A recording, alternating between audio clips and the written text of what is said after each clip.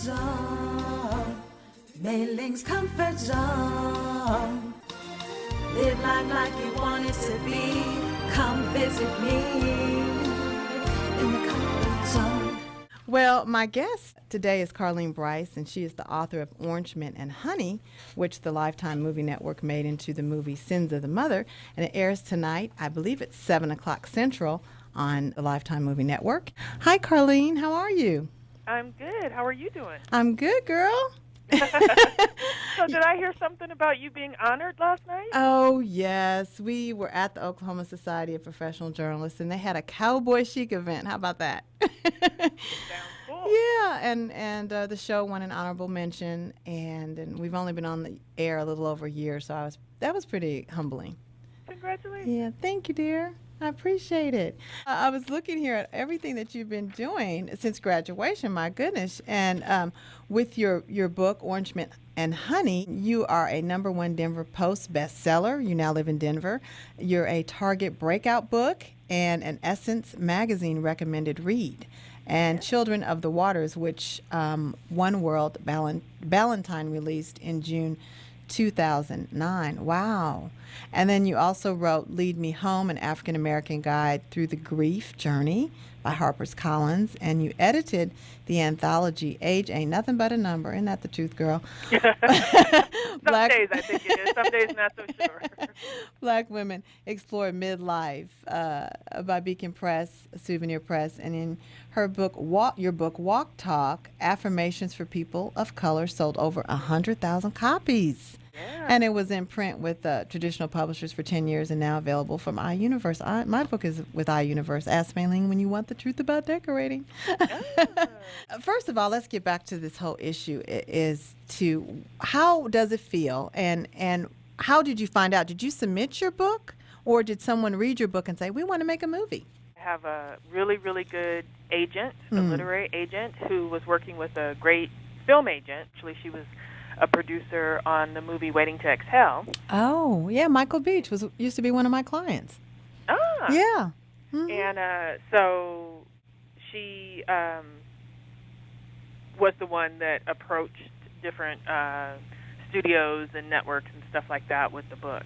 And I do think that it's a mother-daughter story really appealed, especially to Lifetime. You know, they like stories that are about women and their relationships, and that was one of the reasons they were interested in the book. Mm-hmm. That's fantastic. Let me read something here. The marriage of historical confidence with creativity brings forth the first novel by Carleen Brice. Orange Mint and Honey makes use of the oldest of relationships, mothers and daughters. Looking at the plights of love, forgiveness, understanding, and redemption brings to this first novel a fresh and unique feel. Nikki Giovanni.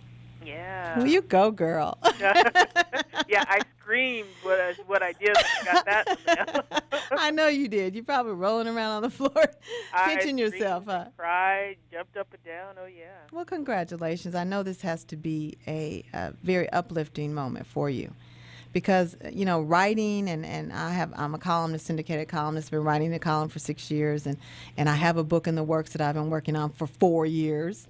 And so I know that it is really, really hard work, writing. Yeah, it takes a lot of work and a lot of time, and if you're really doing it right, you put everything you have into it. So, yeah, it's nice to see that pay off. Yes. Let's talk about what advice you can give any of our listeners who are at home contemplating writing their first book, their first novel, or how do they get started, you know, that kind of thing. My advice would be to start trying to write every day. And even if it's only 10 minutes a day, preferably in the morning before you have to start dealing with the kids and getting ready for work and turning on the news or getting on the internet or all those other kinds of things that start taking away your creative energy. If you can do that, you can start building up those writing muscles, because writing a book is a lot like running a marathon, and you really have to have the discipline and the strength to do it. I don't know, 4 years ago, I wrote a screenplay. And I took a screenwriting class when I was getting my master's, and that kind of helped me to pull it all together. Like you said, having people that know what they're doing saves you a lot of trouble. Did you draw from any of your life experiences for Orange Mint and Honey? I did some. I did some. The main relationship in the story is between a woman who was an alcoholic when her daughter was growing up, and now she's sober. And she and the daughter, as soon as the daughter was old enough to be up and out and go away to school, she did, and hasn't been home since. And the daughter's name is Shay, and she runs into a little trouble and kind of hits hard times and has to go back home. And that's when she and her mother really address what happened when she was growing up. And you know, the book looks at issues about forgiveness, and the movie does too. It really deals with, you know, what is forgiveness and how do you forgive. Mm-hmm. In real life, my mother is not an alcoholic. You know, none of these situations apply. But the idea of having a relationship with someone and trying to figure out, can you forgive them? What happens if you forgive? You know, how do you do it? What does it feel like? What does it look like? Mm-hmm. Is definitely something that I drew from my own experience. Wanted to tell you that when I started reading your book, it really struck a chord for me because it wasn't my mother, but my father, who was an alcoholic when I was a young child. So I can totally relate, Carleen, to the forgiveness, the whole issue between parents and learning how to, after years after they divorced, and my father was a different person after he quit drinking, and learning about why he did the things he did. You never really know why people do what they do sometimes, and it doesn't justify what they do.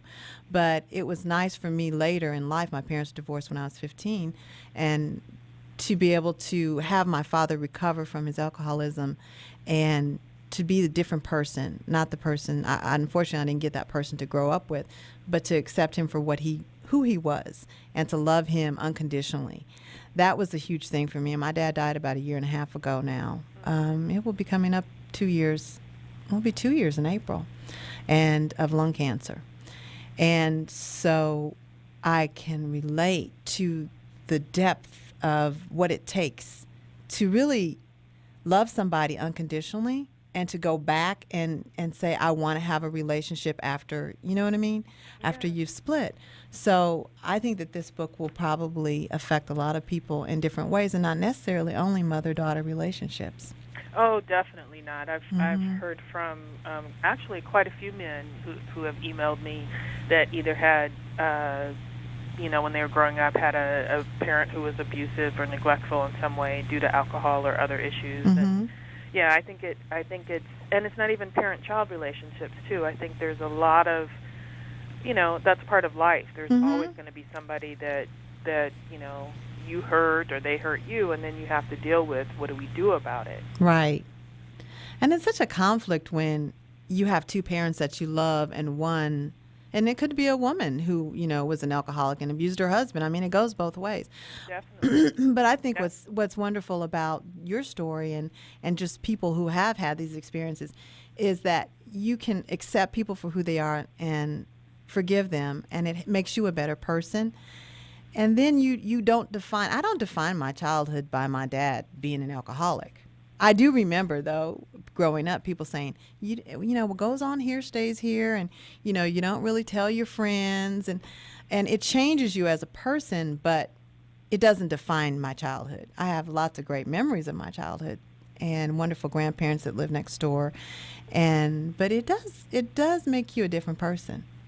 Well, I think, too, part of maybe why it doesn't define your childhood is because one of the things that I think can happen when the forgiveness process begins is that you can free yourself from the past. I think people who are intent on hanging on to that grudge, part of what happens is it's hard to move past it. That's true. And one of the things I want to say, too, because I think it's real important, is the book isn't made so that, forgiveness is this easy thing either, because it's not. It's really hard, and the character Shay, who ultimately has to deal with that question whether or not she's going to forgive her mother. Part of her process is admitting just how angry she is and how wounded she is and what the damage was that was really done, and I think that has to be honored too. So I don't want to give the impression to anybody that you just say, oh, it's no big deal, I forgive, because I just don't believe that's how it works either. No, it doesn't. It does not. And you never forget. That's the thing, is you never forget the things that were done in your childhood, or the damage that you saw other, just the harm that whole alcoholism is just, it affects the whole family. That's right. It's a family disease. It is. It's not just the person who has it, but it's everybody who comes in contact with that person. And your character, Shay, was in grad school, and now she has to go, and she was kind of having a tough time, and she has to go back home to her mother, who was a different person before she left, and now she's kind of changed her life, right? And she has a little sister, and I mean, she's a different person, but you don't look at that person as a different person yet.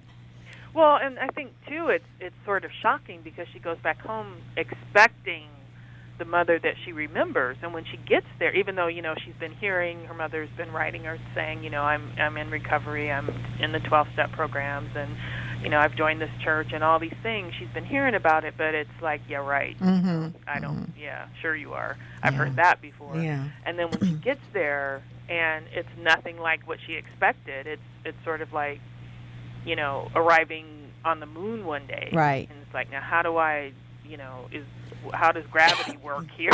Well, and there's got to be, in your thinking, too, in the storyline, some jealousy of the new relationship that she has with her new daughter. Definitely. And just kind of regret that you didn't have it, that your character didn't have it in their relationship. Absolutely. And it's exactly how I felt with my dad. It's like, wow, why couldn't you be like this when you were raising me? But my story is like the story in your book, in the sense that, thank God, I had a strong, my grandparents lived next door, so I had a strong foundation along with my mom to help support us. And how does Nina Simone? It was cute, because what would Nina Simone do? Like, what would Jesus do?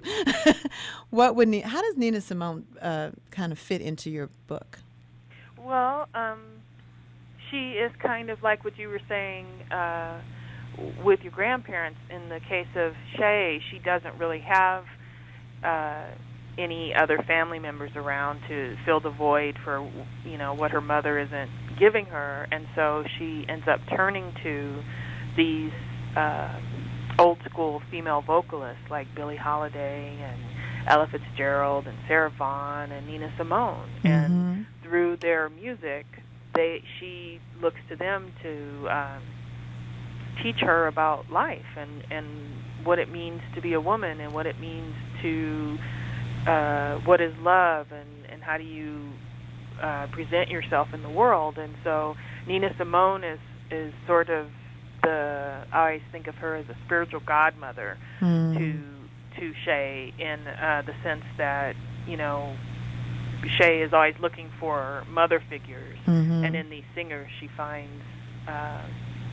women who, even though they're not there, can still help her and guide her through life. Well, and that is not unlike what a lot of young people are doing now through celebrities. Looking for guidance and direction when they don't have parents, and the parents are absent in their lives. They look to whoever the celebrity is to give them guidance. And Nina Simone, her music, she was a very strong woman, and she was in an era in the 60s where she needed to be strong. And so I can see that, and her music is so wonderful. I had not, remembered, really. You forget. You forget. But Miss Carleen Brice, we are out of time, unfortunately. But thank you so much for joining me. And everybody, go to Lifetime at 7 o'clock and watch the movie Sins of a Mother. Thank you, Carleen. Lifetime Movie Network. Movie Network. Lifetime Movie Network. And we'll have a link on ComfortZoneRadio.com. Thank you so much for joining me, okay? Thank you. Let's stay in touch, girl. All right. Okay. That's the show today, and that was Carleen Brice, and be sure to tune into the movie.